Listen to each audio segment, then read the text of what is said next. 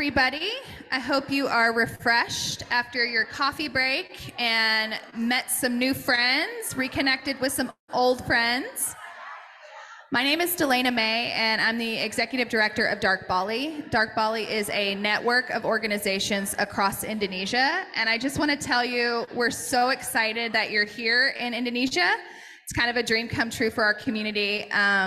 So it's been a really, really fun time to see friends from afar here in Indonesia.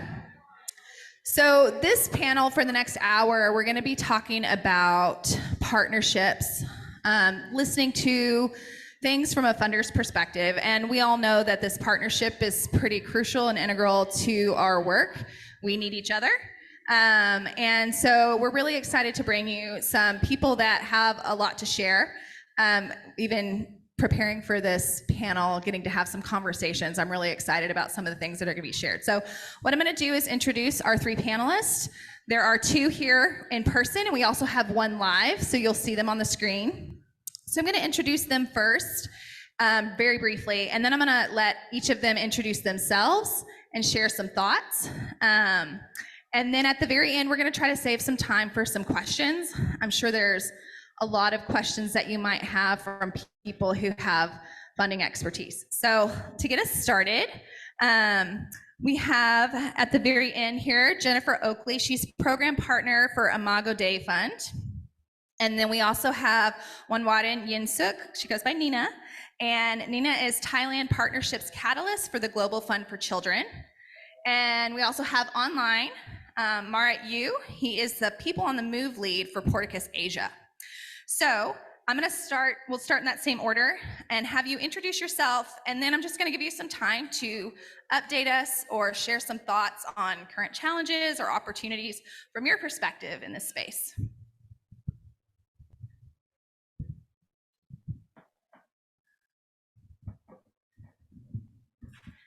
Good morning, everyone. It's really a delight to be here with you. As Delana said, I'm Jennifer Oakley. I'm with the Imago Dei Fund. We're a family foundation in the United States, Boston, Massachusetts specifically. We do a lot of grant making with international partners, but also with US partners as well. The fund got started in 2009, and I've been with the Imago Dei Fund since 2014. We do a lot of work in East Africa, but we're also ramping up our work in Southeast Asia around anti-trafficking. So I'm really happy to be here, and I'm really excited to learn from all of you, to listen, to observe, and to hear just about the work that's going on here.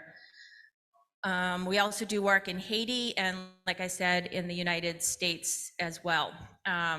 We work across multi-sectors, but we have a very strong gender lens in the sense of we really look to support women and girls to thrive and flourish. We also, another thing that's very important to us is community-driven development, so that local leadership, understanding that the work really happens at the local level, and that it's really important to center survivors, as we heard this morning in this work. The other thing that we are focusing on now is just the impact of climate on women and girls as well around the world. So that's a little bit about the Imago Dei Fund. Like I said, it's a family foundation in the US. So we've been asked to speak a little bit, give some thoughts around opportunities and challenges from the funding perspective. And the thing that I would share is that the international donor landscape is incredibly diverse, and I would say that is both a challenge and an opportunity. It's a challenge because international donors, whether they're individuals or they're family foundations, they have very different values, they have different motivations, and they have different approaches. And that can create a real level of complexity for nonprofit organizations to understand how to connect with individual donors, how to determine if there's alignment with your mission. There are some international donors who want to partner with grassroots organizations primarily, but there are other international donors who want to work at a systems level. There are some international donors who will fund award grants on a one-year basis, but then others will do multi-year. Some will do only projects, one-year projects, and others will support the organization as a whole. So it can be a little bit tricky to understand when you're trying to deepen a relationship with an international donor, be it an individual or a family foundation, just how do you connect? How do you find alignment? How do you understand if there's a good partnership opportunity available? So I would say that's a big challenge. We have a saying that if you know one international donor, you know one international donor, and there is some truth in that.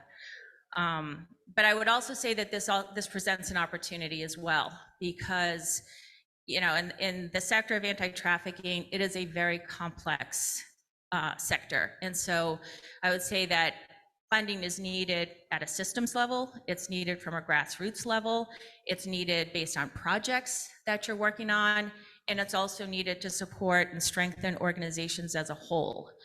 I'll share just really quickly about our own journey in terms of how we work with our partners. In 2009, we did start out funding one-year projects, looking for organizations that we could partner with whom there was alignment on a project base for one year. And we would have partnerships that lasted longer than 1 year, but they were one-year grants based on projects. We started to hear from our partner organizations that this was actually a really difficult thing to manage. I had one executive director share with me, it's like a puzzle. Every year at the beginning of my fiscal year, it's like a puzzle. I'm trying to put together the pieces. I don't know if I'm going to have all the pieces for funding, but I'm trying really hard. And it was just really difficult.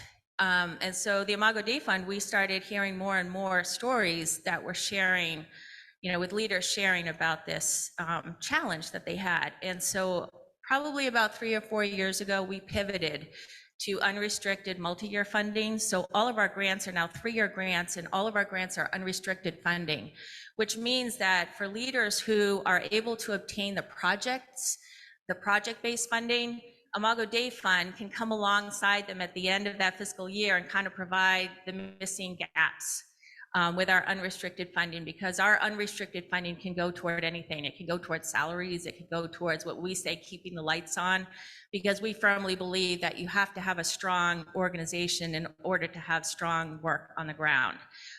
So we really were listening. Our partners, it was our partners, I have to say, who were sharing deeply with us about the challenges they were facing, which is what caused us to pivot to our multi-year unrestricted funding. And that's been a really big game changer for us in terms of how we have a relationship with our partners. We really look for deep, long-term partnerships where we can share challenges and successes with each other, and that we as Imago Dei Fund, as a foundation, can come alongside our partners and really understand how to support the work in the best possible way. So, hi everyone, my name is Nina. I'm from Global Fund for Children. So we are a global nonprofit that invested in community-based organization around the world. Right now we have around 288 local partners in more than 40 countries, and we give flexible funding by using trust-based approach for our partner. What that means is that our partner can use the grant that they receive to any area of organization or programming needs as they see fit. And we also provide tailored capacity development to our partners. So we give advice, mentorship, we provide networks of peers, and we also provide tailored organizational development to the partners so they can grow to be stronger, work better for the children and youth that they're working with. And I oversee the Thailand projects, and 2 of our amazing partners here, which is Urban Light and the Freedom Stories. And the initiative that I'm working on is the Youth-Led Initiative. And after working with so many grassroots partners, I have heard many challenges that they have faced. I think the first one that is growing in this region has to be on the law that is on the NGOs in this region. So for example, in India, there's already a law on receiving international fund. In Thailand, there's already a draft on the operational for not-profit fund, which we don't know yet if it's going to be, imposed in the next couple of years. Nobody knows. And other than that, I think registration for a community-based organization is also an issue. Not every community-based organization, youth-led organization who are working on anti-trafficking or other topic relating to anti-trafficking are registered. So that really prevents them from receiving funding.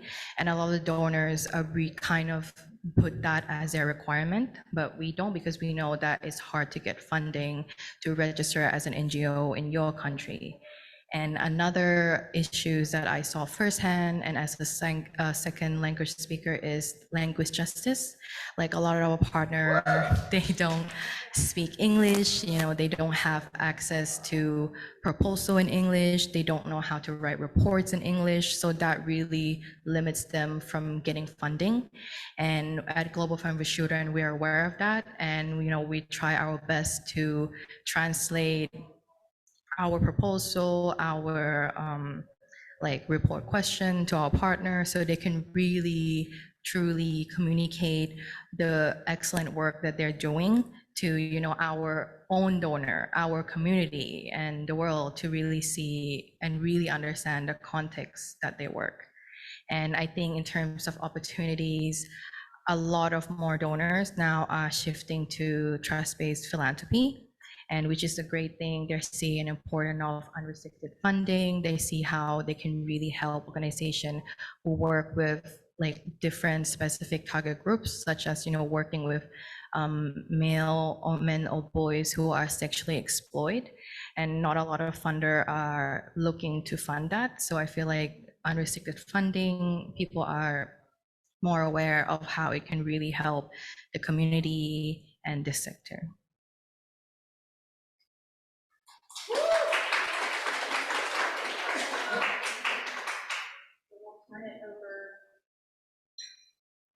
We'll turn it over to Marat online, so you can look at the screen there, and I'll have him answer the same questions and introduce himself. Hi, everyone. My name is Marat. I'm from Porticus. I'm based in Hong Kong. It's a privilege to be invited to this panel. Sorry I couldn't make it to Bali, which would be more fun than speaking virtually. So I work for Porticus, which is a family foundation.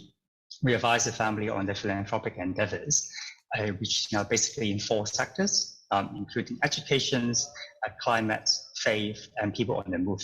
And I personally work more on the people on the move challenge in Asia. So maybe to start this sharing, I can reflect a little bit on our learning journey over the past 2-3 years. As some of you, I have looked at the participant list. I think some of you are or were our partners. We used to have a portfolio called Migration and Human Trafficking. About 2 years ago, then we reflected on our strategies together with people who are migrant workers, refugees, and the kind of constituent-led organization networks to think about what could be system change, what system change should look like. And so we have a few learning partners, and we kind of shifted a little bit our strategies, focus on people on the move, centering people, meaning the refugees, migrant workers, asylum seekers, etc. And for them to lead the changes. And we heard loud and clear that people with lived experiences, they should take the lead. And as a funder, how we can support and accompany them, enable them to make that happen. There are a few learnings that we have gathered during the journey. One is about participations. How the participations of the people themselves can go beyond tokenistic and really be meaningful. Meaning that they are not going to be serve as a beneficiary or act as a beneficiary, but then they can be involved in projects, in grants, they will be consulted, they will be informed, and also make decisions. And this is quite a challenge, how to open up a space and support them. And the other reflection is about leadership. That we believe that it's important to support the leaders and also a diverse range of leaders. And also they face challenges in connecting, meeting each other. So as a foundation, how we can support them to do that at a collective level. To be honest, what we struggle is also about resourcing. as we're moving into supporting more of these constituent-led organizations and networks, then a lot of these groups are informal, not registered, and so they're emerging, I think, in the funders field about the role of intermediaries. And so how these intermediaries not only acting as a fiscal sponsor or pass-through, but then as a genuine allies, also adhere to these kind of movement building principles. I think a few of the funders, especially in the global north, are thinking about that, and whether they will be lead or emergent to incubate some of the intermediaries based in the regions.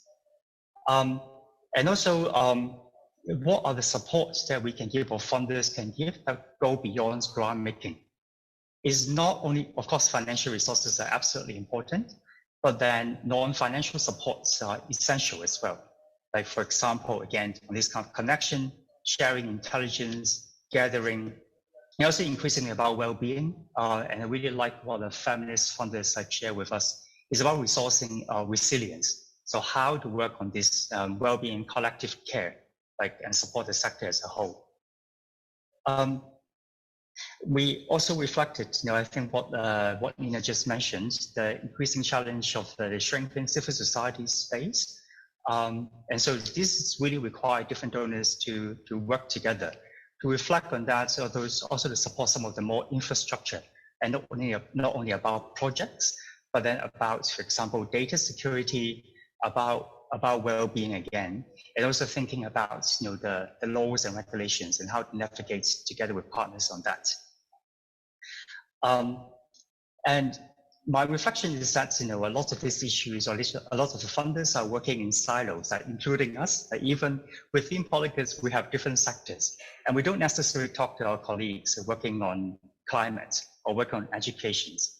But then there are when we talk about the constituents, I mean, they live in the community, they have the needs in many different areas on health, education, they're impacted by climate, for instance, and there's really an urgent need, not only for civil society, but also for funders to talk to each other and then look at these adjacent issues, and then how to resource the community together and collaboratively.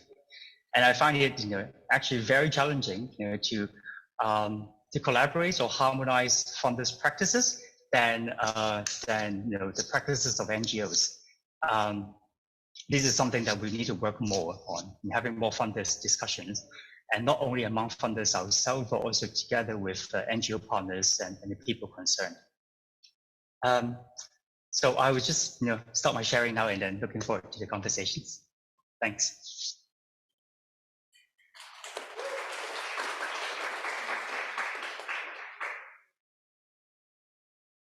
All right. So to move on to another question, something I've been thinking about and kind of watching, part of my role is absolutely connecting with and interacting with our funder partners as well. And it seems like there's some changes on the landscape, and you've alluded to some of those. But I'm curious if you would elaborate a little bit more on how you see that landscape, the relationship between the funder and the grantee changing. How has it changed? What direction is it going toward, kind of the trends in that area? And anybody would like to take that question first?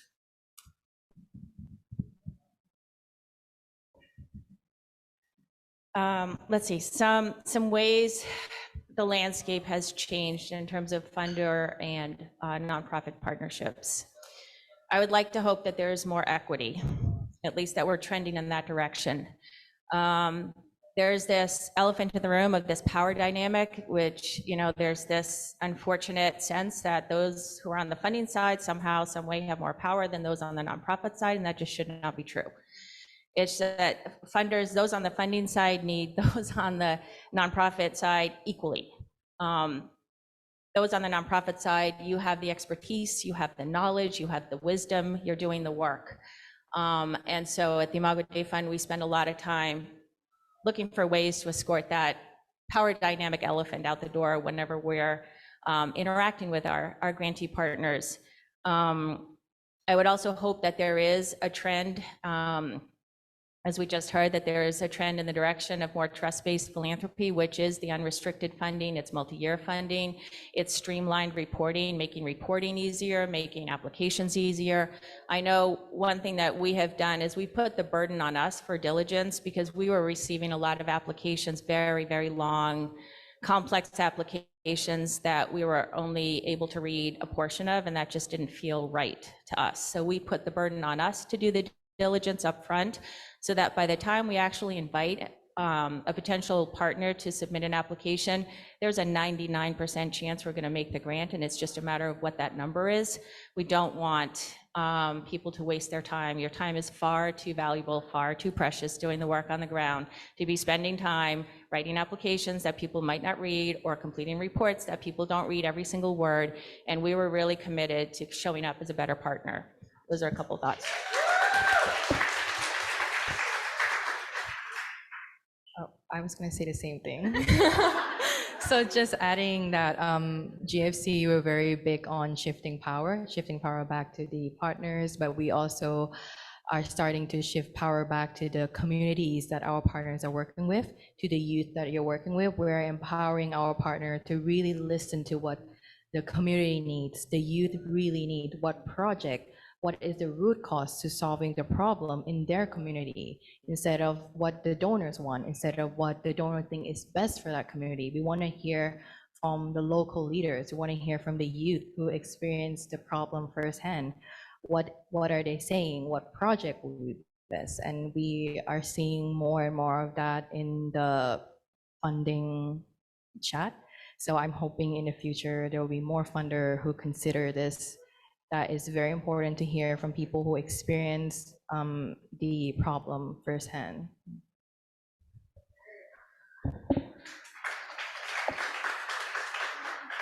Merritt, If I would you can like to have share a a few chance? thoughts.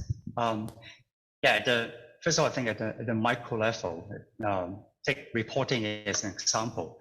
Then the less time that partners spend on writing long report, which, to be honest, only a few will read, right? Maybe the reporting officer, and then, one or two people at the funder side. The less time we spend on this kind of sometimes meaningless reporting, the more time then partners will be spending to do the real work. So how to get rid of this, or at least harmonize reporting schedule, reporting timeline. On our side, we have started to get rid of the formal report. Instead, having learning conversations with partners over a call, and then with our colleagues documenting that, and then share back kind of written notes. So, how can we do more about that? I think at the meso level, I reflected in a recent meeting I had with some partners, young NGO workers in Thailand. They're really frustrated about well-being, about pay. Then the grants they have got, they haven't been increased, like not factoring into inflations, for example, cost of living adjustment for the past 5-6 years. And then there are also a lot of regional disparity. The NGO space in Bangkok, for example, the salary, the grant that they're getting is more than those based in other provinces. So in going back to Jennifer's points about equities, about justice, and how can that be more collective voice from the sector and to argue for positive changes. And I think at the more macro level, when funders coming together, I see there are emerging funders, like, for example, gatherings like AVPN conferences. I'm not sure how many of you in the room have been to the recent AVPN conference in Malaysia. I think not many, because it's expensive to go there, and not many people can actually be in the room.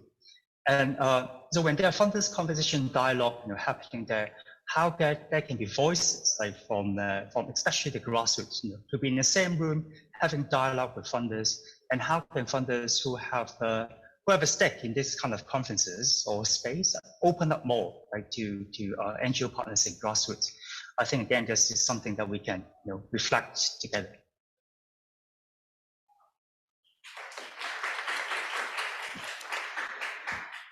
Well, I'm looking around the room at a bunch of executive directors and program directors who are about to just jump out of their seats excited. Count me in.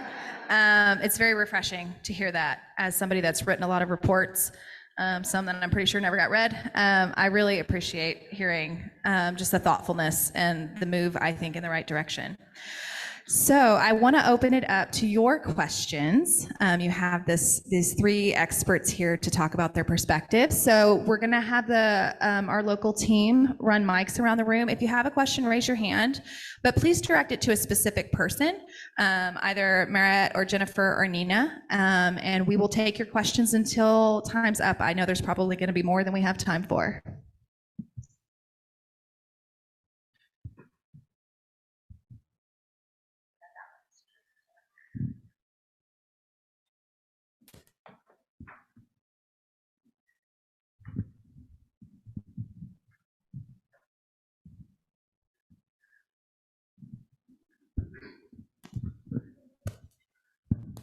Hey, hi, I'm Maya from Urban Light. Nice to meet you.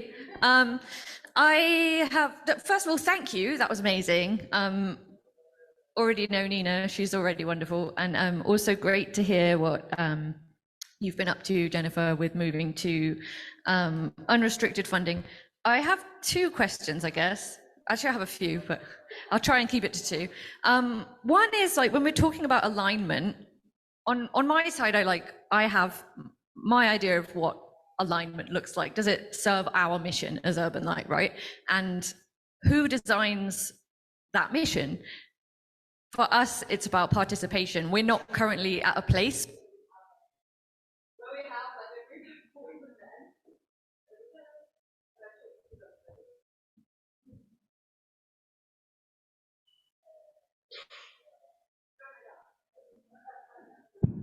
Check. Thank you. Yeah, so I work in Thailand, for a little bit of context, with male survivors of sex trafficking, sexual exploitation, abuse, forced begging, forced criminal activity. And right now, there's not a group of boys and men who are standing around saying, we want to lead a survivor-led organization, because they're still traumatized. There's still so much stigma and shame around them.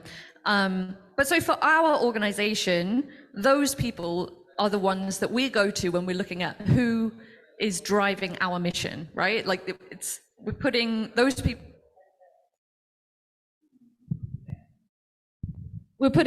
at the center.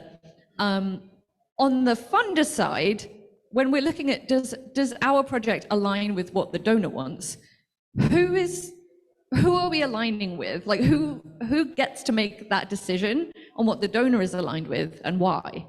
Is it, I don't know, I guess that's just an open question for everyone to consider, to just chew on.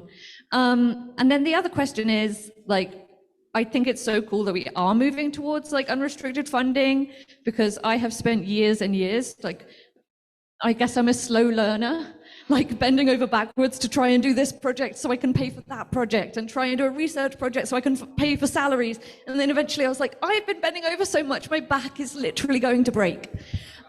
So I think it's really cool to hear that there are these more opportunities for like core funding, because human trafficking is a human problem and it happens to human people. So once you've lost your trust in humanity, you need people, good people, to restore that faith in humanity. And to have those people there and to have those people know what they're doing, you need to pay those people money. So I guess then the question is, where I finally get to my point, I can say this for hours and hours and hours, and I do. But how can funders like help us convince other funders? Like, what's the next steps in terms of, because we know this, right? This is stuff that we've known for a long time. What can we do to actually create a power shift so that things are like that elephant in the room? The power dynamics are not so north, south, west, east. We have the money, you have the beneficiaries. We have the power, you do what I say. I need a report, you work 7 days a week, 16 hours a day. I don't care if you're ill, do it for me. It feels very trafficky after a point. So what are the next steps, I guess, is the question. What can we do to help, or what can funders be doing to engage other funders so that we can stop all this madness?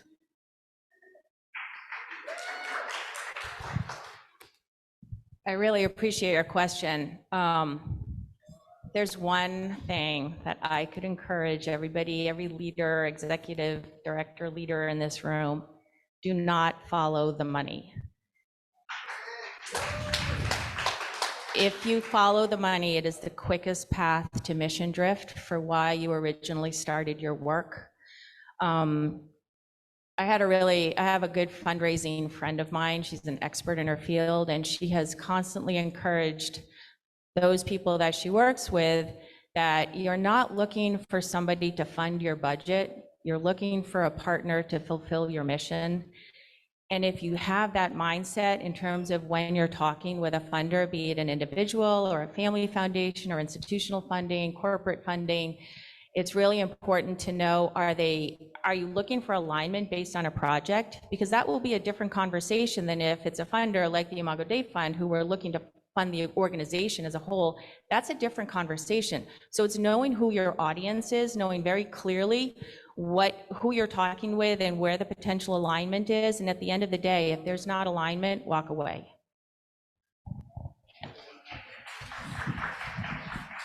Yeah, I agree that you have to find like the right funder for your organization, because you also need to consider like the cultural context. Like if your funder is from Germany, from USA, are they going to understand the context in Thailand, in Cambodia? Are they really going to understand why do you need to implement this project? Why are the project that they came up with wouldn't work in your area? And you will have to be able to explain to your funder, shift the power and say, if we keep doing this, it's not going to benefit anyone, and you're going to just lose money that you're going to pour into our organization. And yeah. So, and another thing that I want to focus on, like who gets to choose the funding. And, you know, we are having this new project Spark Fund where we have youth from your community, from your country, from your region to choose who they want to fund.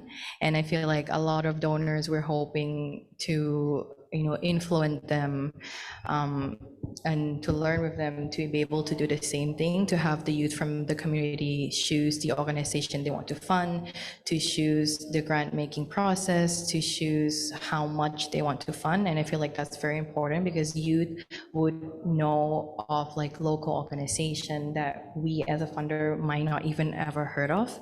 So I feel like that's a great way to start funding in the future.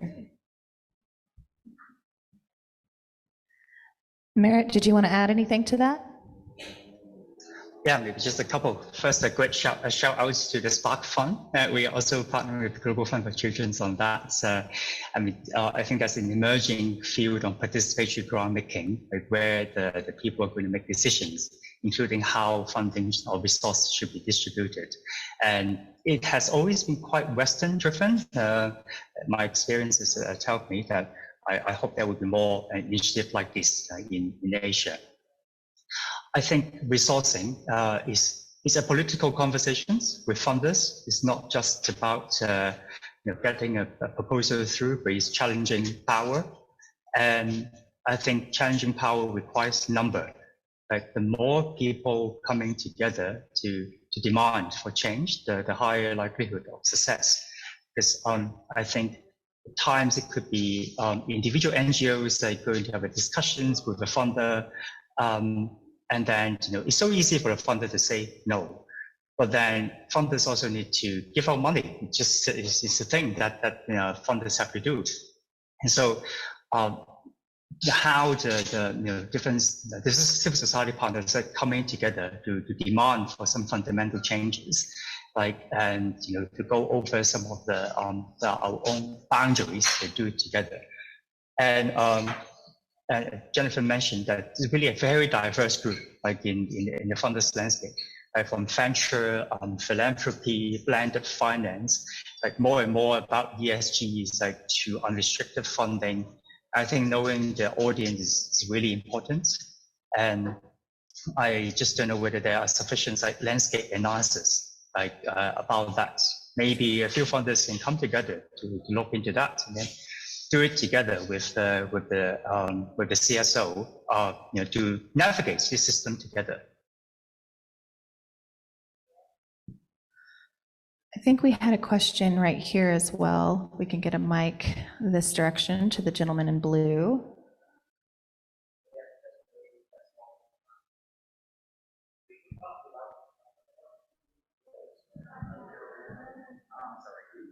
Thank you, Jose. Thank you very much. It's just not the real question, but actually that continue from few very nice question you're raising up about that. And then very nice responding from you, not follow the funders. As we are implementers, it's very helpful for us in our funder understanding. I'm sorry, I introduced myself. I'm Kosal from Haga International Foundation in Cambodia. And then we have been working for this and the same everyone here in this room, we are facing with our supporter at the back. They are not the one who flexible. They are the one who flexible for their fund. For sometimes we call donor driven. This is the problem for us as well. But back to you, I want to know from your perspective or any experience that you can share us. How do you do to make sure our supporter, we can say supporter, not donor, to be flexible or unrestricted fund? Because that supporting to the victim or the survivor, whatever, the one who involved to human trafficking, is not 1 day, 2 day, or 3 day finish. It is a long time and also very complicated way for the implementer, especially for the survivor or the victim themselves. So to work with them, we know that trauma is one of the root cause, but beside the trauma, a lot of factors around that here to make them stronger, to make them able to be back to their communities. It's not easy way. Everyone here, you are saying that the easy way, just raise your hand up. You are easy to work with victim of human trafficking. I think no one can hand up, yes, right? Even me, because of very difficult way. So talking back here, we want to know about your own experience of practical, that how do we do to make our supporter or funder be able to understand? Because when we apply, we know we don't have much time to explain our donor. Just only they read only our proposal and they said, no, you are not good like that here. So this is one of the things that I am the one who are fundraiser as well. Is it very face challenging for our program implementation at the ground? Thank you very much. I hope it's clear.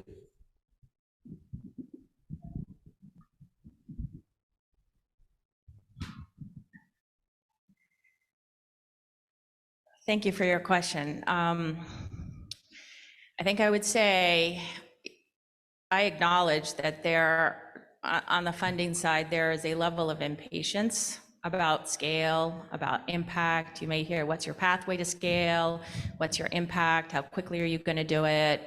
I'm sure that's exhausting to hear. And you are absolutely right that the work of social justice change takes a long time. And so I think at the end of the day, the most successful partnerships between somebody on the funding side and somebody on the nonprofit side is a dynamic that centers the relationship. You're building a relationship, nonprofit leaders with funders. And if that relationship is centered, there will be an opportunity to understand each other, to hear each other. I know I have learned so much from the grantee partners that I work with about their definition of scale, their definition of impact. It's not for me as a funder to define what success looks like or what impact, how quickly impact should happen. There's a difference between depth and breadth of impact and scale. And I would say if you center the relationship that you have with your funder and get to know each other, to really want to learn from each other, to understand each other, to hear each other, there will be an opportunity to really share with the funder what success means from your perspective. I think from our case, we are both grantee and grantor. So I understand, I kind of understand how you feel of how to convince your donors that, you know, flexible funding, trust-based philanthropy, unrestricted funding works.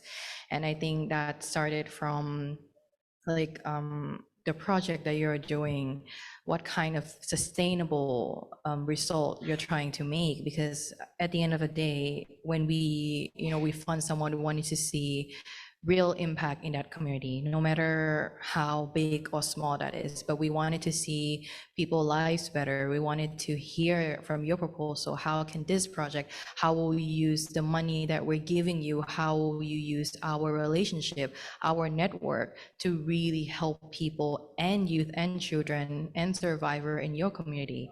And I think that's like very important when you put in your proposal, when you're talking to your donors. And I think at the end of the day, like that's what they wanted to hear.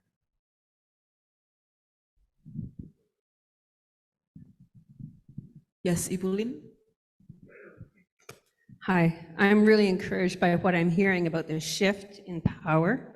And I'm very new to this space. I come from a business background.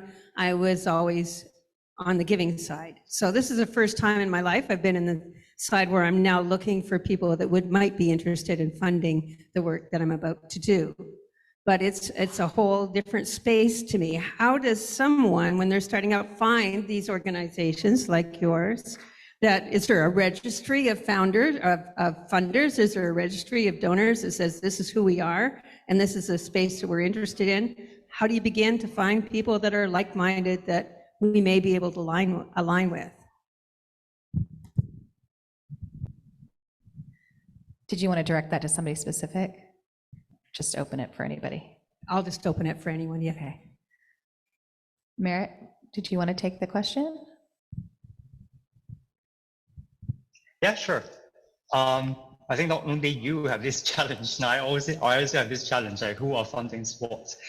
And I think funders, like, for example, us, we do from time to time some mapping. It's about mapping the field, like the stakeholders, the CSO, the organizations, like, and then it's more for funders to have a dialogue, or for ourselves, to have better understanding of the ecosystem.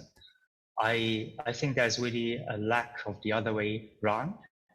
I remember that there must be some registries, on active funders, but then funder strategies always change, directions, priorities. So this required like more in-depth understanding, and also building relationships.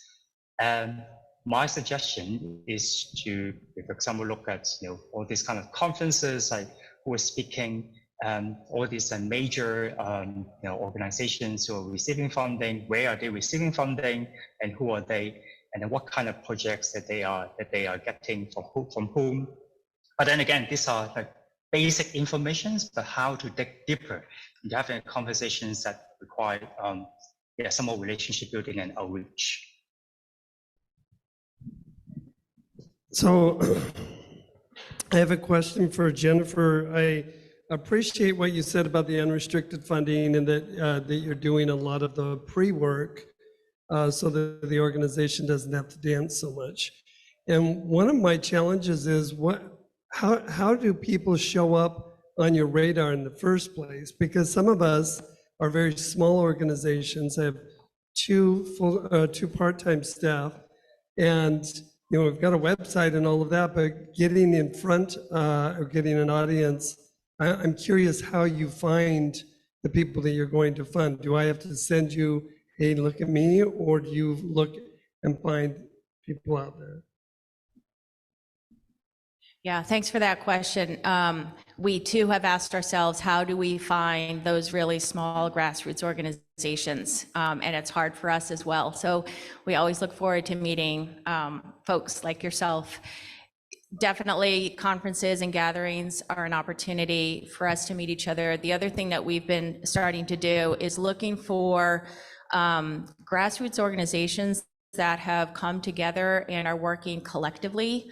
Sometimes they, so for example, we'll fund an intermediary. If an intermediary is an intermediary funder that has maybe 50 member organizations that are small grassroots, we will fund that intermediary and then know that the money will get to the small grassroots organizations.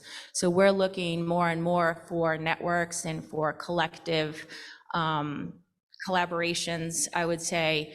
We have a number of organizations, some of them are our partners and some are not yet our partners, but they've come together. They're all grassroots, small grassroots organizations that have come together and are working on a particular project. And that is a way for us to fund that work and reach as many smaller grassroots as possible. So that's just one thing that we're doing.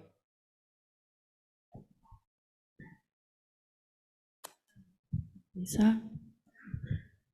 Boleh Prima? Boleh? Maaf, maaf.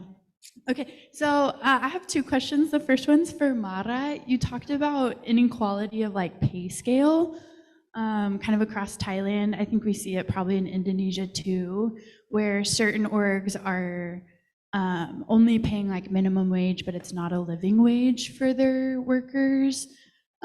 So like from a funder's perspective, if y'all were to work with an organization, you're like, wow, we really want to work with them, but we see like a red flag, maybe, or like, wow, you should probably pay your staff more, or you should probably be covering health insurance, or hey, how about you cover like counseling or these different benefits that staff get? Like, how as a funder would you navigate that conversation? Do y'all feel like you have the power to say that to organizations? Because there is some toxicity in the nonprofit space, to be totally honest. Like, I'll say it, you know. I mean, I wish I could pay my staff way much more than they make, like, you know, and there is that reality of balancing funding versus like balancing staffing costs, program costs, all of that stuff. But like from a funder's perspective, do y'all feel like y'all have the power to say that? And like, how do y'all approach those conversations with the NGOs? Does that make sense? Yeah, thank you for raising that. First of all, I think we need to get better, understand better about the system, especially how NGOs work. For example, talking about pay scale, I get to know that in Hong Kong recently, an HR group, they have done this, I think the first time a survey of NGO workers' salary. And then benchmarking different organizations, and that kind of market intelligence is quite important in how different kind of sectors and countries can do something similar, to increase the transparency. And I think not primarily for us, but then primarily for the workers themselves. If they want to bargain and argue for more. And I think secondly, how we start from a trust. Positions or trusting positions, then I'm sitting on the fence on the restricted funding, to be honest, because we can have all the trust with civil society, with grantee partners, but what is the power dynamics like within the organizations, and what is the power dynamics between the organizations and the group that they serve? But then, of course, I don't think we have the legitimacy and credibility to ask for radical transparency. Because they will be having pressure, having power over them as well. But then how do we engage in the conversations to understand better, like starting from, okay, we're not scrutinizing every budget line, but can increasing that we have conversations, can we include your second liner? Can the leaderships that emerge from the grassroots, be joining the conversations, and then see how we can play a role in fostering some kind of more equitable relationship, like within the group. But I think for us is we are resourcing more the grassroots or the constituent-led groups, and then enabling them, accompanying them for them to challenge this kind of power dynamics within the sector, because we think they are in a position to do that instead of a power holder like sitting in Hong Kong or in London.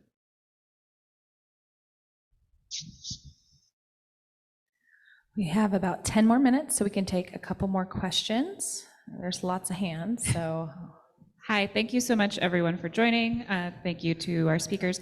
I have a question about understanding that many of you are funding across different sectors. You're potentially funding different types of anti-trafficking work. You're funding in different countries.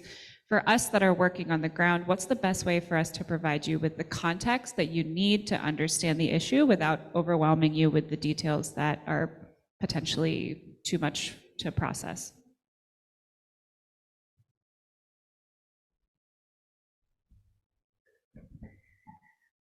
I would say certainly know your audience again and know the context. Have the 11-second elevator pitch if that's what's necessary and that's all the time you have. Have the the 5-minute pitch, so to speak. Have the the content that you might need if you're able to have a sit-down coffee or a sit-down lunch or dinner, or if it's a Zoom call. Understand how to present your work in the time that is appropriate. Ideally, it is a long sit-down conversation where the funder can really understand deeply your work. Sometimes that's not possible.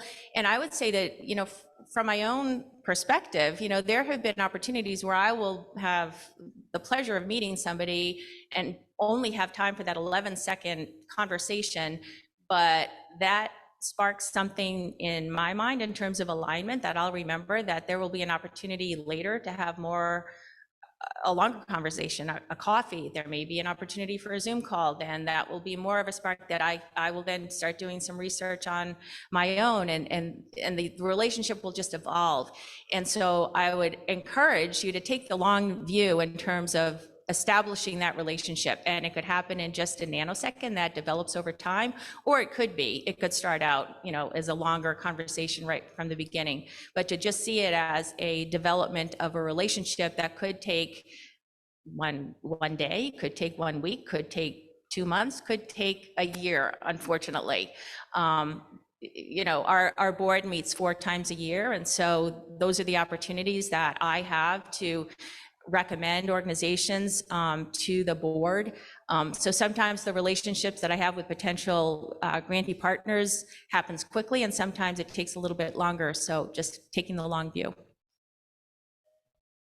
So for me, I would say, tell us what makes you different than the other organization. When I was scouting for partner last year, I came across so many organizations in anti-trafficking sector who provide prevention work and provide a workshop on like what human trafficking is, child protection. They're all the same to us. So I wanted to know what makes you different. What in your organization, in your project, in your target group, what is the different? So we wanted to invest it in you, so what are you working with, only men and boys? Are you providing vocational training to the women that you're working with? Like, what really makes you stand out from other organizations? For me, then I look into strategy. Like, projects comes and go, and there are different trends happening at different times, but the strategy and visions are more or less stay the same. And then also about the leadership, it's about for us, it's about investing in organizations, in institutions, and whether there are strong and representative leaderships that to drive the changes. And also the third thing that we look into is the relationship with the group that you serve. So how equitable are these relationships, and the way in fostering that to be even more equitable. All right, we have time for one more question. I have a lady here in the front.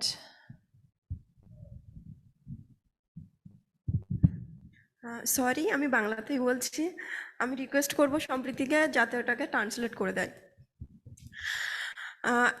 আপনারা যেটা share করছিলেন যে আপনারা চাইছেন যে সার্ভাইভারদের লিডারদের সাথে কাজ করতে, কমিউনিটি বেসড যে অর্গানাইজেশন আছে ওখানে কাজ করতে।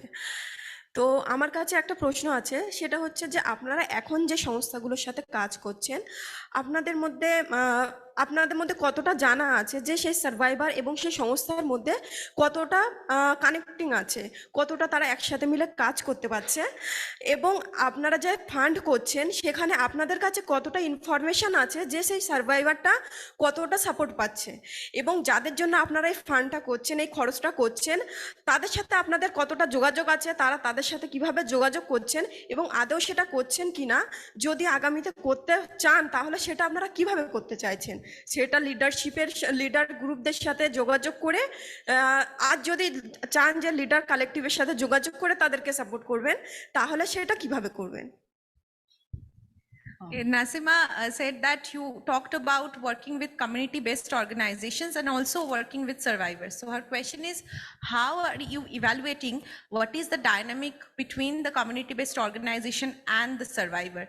Whether the kind of work you are supporting, the services, whether actually the survivors are getting the services from that community-based organization, and also whether you directly contact or interact with the survivors in your evaluative work, and whether you understand that what kind of dynamics, what kind of power and equity the survivor has in the system and in the dynamic and in the programs that you are funding.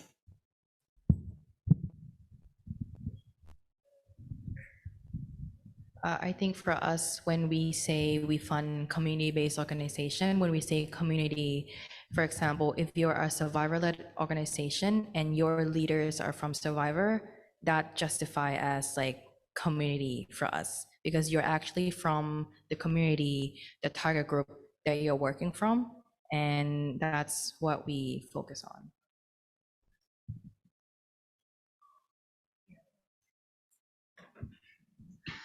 Well, unfortunately, we're about out of time. If I can.